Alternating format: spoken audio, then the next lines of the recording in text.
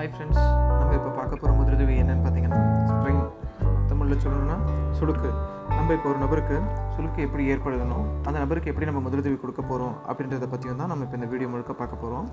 சுளுக்கு ஒரு நபருக்கு எப்படி ஏற்படுதுன்னு பார்த்தீங்கன்னா மசில் ஜாயிண்ட், இந்த ரெண்டு விஷயத்துக்கும் நம்ம அன்வான்டாக ப்ரெஷர் இல்லைனா அன்வான்ட் மூமெண்ட்ஸ் ஏதாவது கொடுக்குறோம் அப்படின்னும் போது கண்டிப்பாக அந்த நபருக்கு சுளுக்கு ஏற்படுவதற்கு வாய்ப்புகள் அதிகம் இருக்குங்க. இந்த சுளுக்கு ஏற்பட்டிருக்க நபருக்கு எப்படி நம்ம முதலுதவி கொடுக்க போகிறோம் அப்படின்றத அடுத்து பார்க்க போகிறோம். இதுக்கு நம்ம முக்கியமாக ஒரு 4 பாயிண்ட்டை நம்ம ஞாபகத்தில் வச்சுக்கணுங்க. அதுக்கு முதல் பாயிண்ட் என்னென்னு பார்த்தீங்கன்னா அடிப்பட்ட இடத்த வசதிக்கேற்ப வச்சுக்கணுங்க. ரெண்டாவது பாயிண்ட் என்னென்னா 3 மணி நேரத்துக்கு ஒரு முறை வலி இல்லைனா வீக்கம் இருக்க இடத்துக்கு வசதிக்கேற்ப ஐஸ் கட்டியோ இல்லை ஹாட் பேக் சுடு தண்ணியிலையோ ஒத்தரம் கண்டிப்பாக கொடுக்கணுங்க.